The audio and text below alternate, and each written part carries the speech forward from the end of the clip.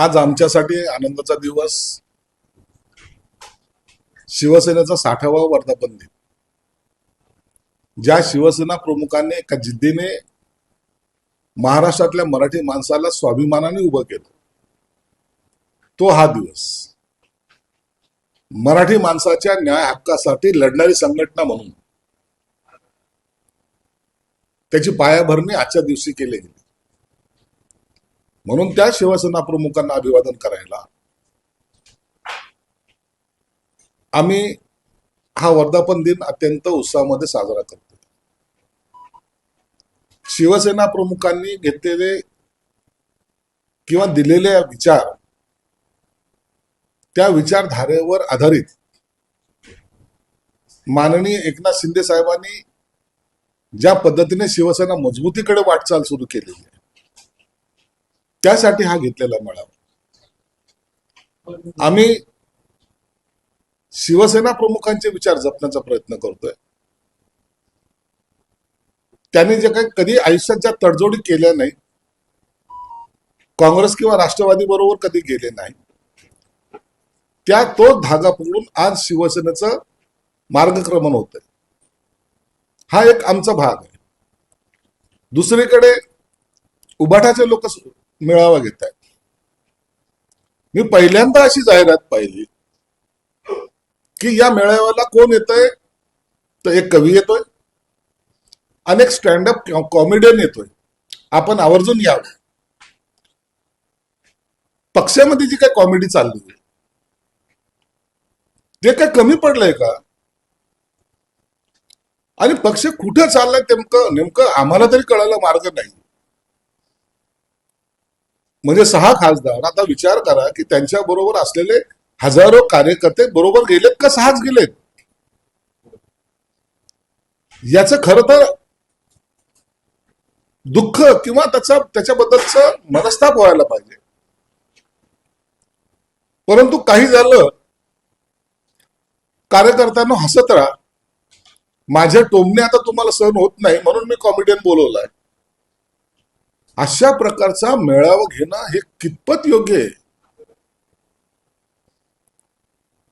तो या ग्रीसच्या राजाचं कधीतरी ऐकलं होतं की ते रोम जळत होता आणि तो व्हायोलिन वाजवत होता. तीच पद्धत या महाराष्ट्रामध्ये उबाटाची झालेली. एक त्यांचे प्रवक्ते आहेत, ते काय बोलतील हे त्यांनाच माहित नाही. आता हे दुसरे आज जो मेळावा घेणार आहेत त्याच्यामध्ये काही असणार आहे. जे पक्षाचे सिनियर नेते आहेत ते कुठेतरी साईडला असे बसलेले तुम्हाला पाहायला मिळतील. हे स्टँडअप कॉमेडियन येतील, कॉमेडी करतील, हे टोमणे मारतील. मेळावा संपन्न झाला, शिवसैनिकाचा उत्स्फूर्त प्रतिसाद. अशा प्रकारचा तो आजचा मेळावा आहे. म्हणून शिवसेना प्रमुखांचे विचार ज्यांनी विकलेत, ज्यांनी सोडलेत, त्यांचा मेळावा आणि एक निष्ठावंताचा म्हणून आमचा मेळावा, हा दोघांमधला फरक आहे. आणि मला वाटतं आजचा मेळावा हा आमचा दणदणीत एक जागृत हिंदुत्व घेऊन आम्ही पुढे चाललोय. महाराष्ट्र याकडे फार आशेने पाहतात, महाराष्ट्राची जनता पाहते. म्हणून आम्ही आज आनंदात वाजत गाजत त्या मेळाव्याला हजर राहणार आहोत. 2 शिवसेना जागा दोन्हीचे महाराष्ट्रात वाढले, संख्याबळ वाढलं, पण दबदबा काही वाढू शकला नाही जो दबदबा पूर्वी होता. आता दबदबा कसा राहील हो? यांचा दबदबा कसा राहील? विचार करा ना, किती दुर्दैवी आहे. काल पक्ष फुटतोय आणि स्टँडअप कॉमेडियनला बोलून एक हास्य जत्रा तिथं निर्माण करतायत. म्हणून पक्षाचं अस्तित्व काय, आता हे शिवसैनिकच चिंतेत आहे की यांना काय झालंय काय. मग यांना काही घेणं देणं नाही तर आपल्याला काय घेणं देणं? या भूमिकेमध्ये कदाचित कार्यकर्ता असावा. नाही, प्रश्न असा आहे सर की शिवसेनेचे 2 गट झाले, तुमची शिवसेना, ठाकरेंची शिवसेना, बरोबर. संख्या वाढली, मंत्री वाढले, आमदार वाढले, खासदार वाढले, पण पूर्वी जो शिवसेनेचा दबदबा महाराष्ट्रात होता तो आता कमी झाला अशी चर्चा. हे बघा, आमचा दबदबा, शिवसैनिकाची ताकद हाच आमचा दबदबा आहे. आणि एक लक्षात घ्या, नेत्यांमध्ये हा फरक असतो. शिवसेना प्रमुखांचा बरोबरी कोणीही महाराष्ट्रातला कोणताही पक्षाचा नेता करू शकत नाही. हे स्पष्टपणे तुम्हाला सांग. शिवसेना प्रमुखाचा जो दरारा होता तो महाराष्ट्रामध्ये कोणीही कोणत्याही पक्षाच्या नेत्याने निर्माण करू शकला नाही. म्हणून त्यांची बरोबरी करण्याचा प्रश्नच येत नाही. आमचा पक्ष, आम्ही ज्या पद्धतीने आता प्रगती करतोय, ज्या पद्धतीने पुढे जातोय, हा दबदबा नाही तर लोकांचा विश्वासावर जातोय. म्हणून आम्हाला दबदबा निर्माण करण्यापेक्षा लोकांचा विश्वासात संपादन करणं हे महत्वाचं वाटतं. अजूनही हे लोक मुंबईत नाही. मंत्रिपद कोणाला द्यायचं यावर वाद सुरू आहे. मंत्रिपद एकाला मिळेल आणि उरलेल्या 5 जणांना 25 कोटी दिले जातील. रात्री डील झाली असं संजय राऊत म्हणतात. संजय राऊतने रात्री जास्त घेतली असावी, त्याला ते सगळं स्वप्नात दिसतं. आता हे असं कधी घडतं का हो? कुणाला मंत्रिपद द्यायचंय, कुणाला 25 कोटी द्यायचे, हे काय याच्या कानात कुणी येऊन सांगतंय का? हा किती मूर्ख माणूस असावा, याची काही लिमिट जरी ठेवायला पाहिजे का नाही? अहो 6 महिन्यापूर्वी पक्ष फुटणार हे तुम्हाला माहित होतं, तुम्ही झोपा काढत होते. त्याचं काय? ऑपरेशन टायगर कधी चाललं? 6 महिन्यापूर्वी, 1 वर्षापूर्वी चाललेल्या बातम्या येत्या. मग तुम्ही तुमच्या पक्षाच्या या सगळ्या पदाधिकाऱ्याला थांबवण्यात अपयशी कसे ठरला? आणि म्हणून तुम्हाला आता पक्षाची गरज नाही राहिली. आणि संजय राऊत मुळात त्यांनी लॉक जे आहे ना, गोदरेजचं लॉक त्याच्या हातातच आहे. तो हा पक्षाला कधी लॉक लावेल ना आणि कधी पळून जाईल सांगता येत नाही. कारण की भविष्यामध्ये आता तो कधीही राज्यसभेचा खासदार सुद्धा होणार नाही. तर एक असं आहे की चंद्रकांत खैरे काल असं म्हणाले की मराठवाड्यातला एक कॉन्ट्रॅक्टर आहे, त्यांनी हे सगळे पैसे दिले आणि सगळं जमवून आणलं म्हणजे. आता ते मराठवाड्यातला कॉन्ट्रॅक्टर कोण असं आहे? 600 कोटी रुपये जबाबदारी. आता कोण कॉन्ट्रॅक्टर त्याचं नाव घेतलं पाहिजे ना, कोणतरी असेल तर सांगितलं पाहिजे. किती पैसे त्याच्या घरात आहेत, किती पैसे त्यांनी वाटलेत, हे सगळ्या गोष्टी ज्या आहेत त्या हवेतल्या आहेत गोष्टी. एखादा आरोप करायचा ज्याच्यामुळे खळबळ माजेल, अशा प्रकारचं तंत्र आजकाल अनेक राजकीय पक्षाचे नेते वापरतात. साहेब, रोहित पवारांचं आहे विधानसभेमध्ये एका खासदारात 85 कोटी उभारण्यात आली आणि विकास निधी म्हणजे 250 कोटी चांगली देण्यात. आता या महाविकास आघाडीच्या सर्व नेत्यांनी एकत्र बसावं आणि एक आकडा ठरवून घ्यावा. लोक कन्फ्युज येतो. संजय राऊत एक आकडा सांगतो, रोहित पवार एक आकडा सांगतो, ते बाकीचे आणखीन काही प्रवक्ते ते वेगळा आकडा सांगतात. यांना माझी विनंती राहणार, तुम्ही एका ठिकाणी या, बसा आणि एक आकड्यावर ठाम राहा. मग कोण खरं बोलतं कोण खोटं बोलतं हे कळलं तरी खरं. ज्यांना माणसं जपता येत नाही ते आकड्याची बोली बोलतायत. म्हणून याच्यावर आता लोक विश्वास ठेवत नाही. राज्यातलं पोलीस खातं गद्दारांच्या संरक्षणासाठी आहे का? जे येणार आहे त्यांना पोलीस संरक्षण लावणार आहे.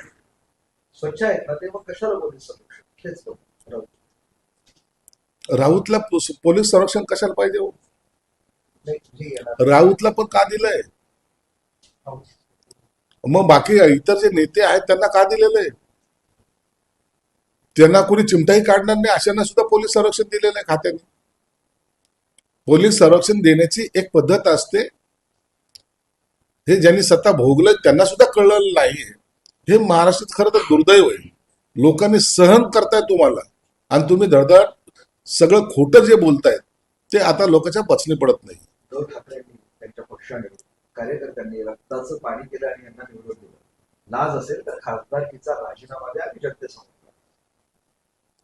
आणि त्या कार्यकर्त्यांनी काय केलं?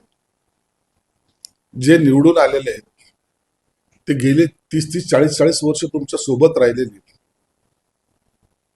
तुम्ही त्यांच्या मतदारसंघामध्ये किती वेळा गेले हो? 40 वर्षात. उगाच बोलायला लावू नका. कार्यकर्त्याच्या जीवावर पक्ष मोठा होत असतो. कमीत कमी एक वाक्य तरी लक्षात ठेवा.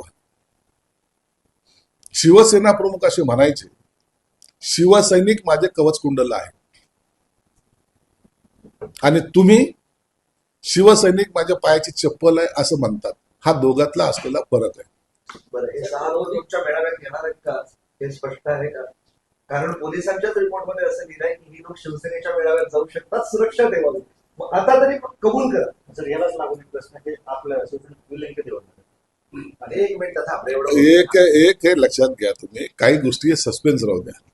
उत्सुकता ही वाढली गेली पाहिजे, उत्सुकता ही ताणली गेली पाहिजे आणि त्याच्यामध्ये योग्य वेळेला कुणाची एंट्री घ्यायची हे एकनाथ शिंदे साहेबांशिवाय दुसरं कुणी करू शकत नाही, हे सगळं महाराष्ट्र जाणतं. हास्य सांगताय म्हणून- तुमचं, हास्य सांगताय. म्हणून शिंदे साहेबाच्या अधिकारावर कुठेही गदा येऊ देऊ नका, त्यांचा निर्णय त्यांना घेऊ द्या. साहेब, सहा खासदारांनी असा आरोप केला होता की त्यांची शिवसेना सेना ते काँग्रेसमध्ये विलीन होणार होते, म्हणून आम्ही इकडे जाण्याचा निर्णय घेतला असं म्हणणं आहे त्यांचं. काँग्रेसमध्ये उबाटा ही 2019लाच विलीन झालेली आहे. तुम्ही पाहत असाल ज्या मातोश्रीवर इतर पक्षाचे नेते येत होते, पार राष्ट्रपती पदाचे उमेदवारापासून ते राज्यसभेच्या सदस्यापर्यंतचे लोक जेव्हा निवडणूक असायचे तिथे येत होते. आता गेल्या 19 पासून पद्धत बदललेली आहे. हेच लोक आता कधी सिल्वर वोकूला जात आहेत, हेच लोक कधी त्या राहुल गांधीच्या भारत जोडो यात्रेमध्ये सामील होत आहेत, हेच लोक दिल्लीला जाऊन सोनिया गांधीला शुभेच्छा देत आहेत. म्हणून ही उबाटा ऑलरेडी काँग्रेसमध्ये झालेली आहे आणि ते ह्या खासदारांना किंवा इतर कार्यकर्त्यांना आवडत नाहीये, म्हणून त्यांनी पक्ष सोडला. ही बात तेवढी सत्य आहे. पण रोष दिसतोय, म्हणजे धाराशिवमध्ये दिसलेला आहे, त्याच्यानंतर हिंगोलीमध्ये जातो किंवा असं परभणीत आहे. अहो, पक्ष म्हणजे काही असं एखाद्या वेळेला एखादा कार्यकर्ता गेला किंवा एखादा पदाधिकारी गेला, एखादा खासदार गेला, आमदार गेला म्हणजे पक्ष संपतो अशातला कोणताही विचार आमच्याही मनात नाही ना. 5-25 कार्यकर्ते असतात, आपल्या पद्धतीने घोषणा देतात किंवा पक्षातर्फे त्यांना करायला भाग पाडले जातात आणि म्हणून त्यांनी केलं म्हणून इतका काही आगडोम उसळला आहे आणि आता काही ते दंगली चालू आहेत अशातला कोणताही भाग नाही. त्या बिचाऱ्याने त्यांचं काम केलं, घरी गेले पक्षाचा आदेश म्हणून. मोदींनी ट्रम्पला सांगितलं की सिंधुदुर्गचे 40 आमदार तुम्हाला समुद्र असं संजय राऊत. आता हा पागलपणाचा कळस एक निघाला. तो ट्रम्प कुठं, हा संजय राऊत कुठं, महाराष्ट्र कुठं. अरे नालायकांनो, राजकारण करताना कमीत कमी चांगले वाक्य तर वापरा. तुम्हाला काय बोलायचं एकदा ठरवून तर घ्या. आता ट्रम्पचा आणि तुमच्या खासदार फुटीचा काय संबंध आहे रे बाबा? तुम्ही खरं तुमचा इलाज करून घ्या. आता तुम्हाला त्याच्याशिवाय गत्यंतर नाहीये. नसता उबाटाचे लोक कुठे जातात, लंडन जात असतात ना, तिकडे एक फेरी मारून या, शांत डोकं करा, नंतर राजकारणाचा विचार करा. ते असंही म्हणतात की आमचे 6 लोक बाजारात उभे राहिले, त्यांची गोळी लावली आणि प्लीज.